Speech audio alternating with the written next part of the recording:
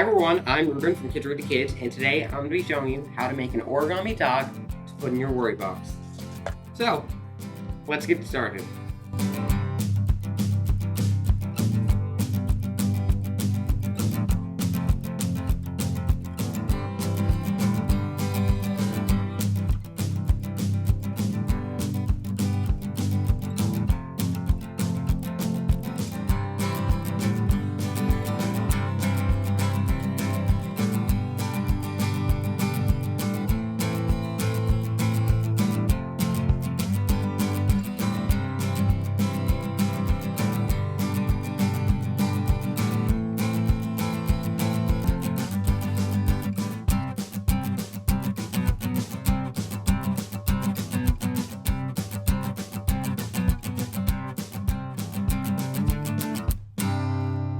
I hope you enjoyed this origami tutorial. Be sure to like and subscribe so you never miss another upload from Kids Read to Kids.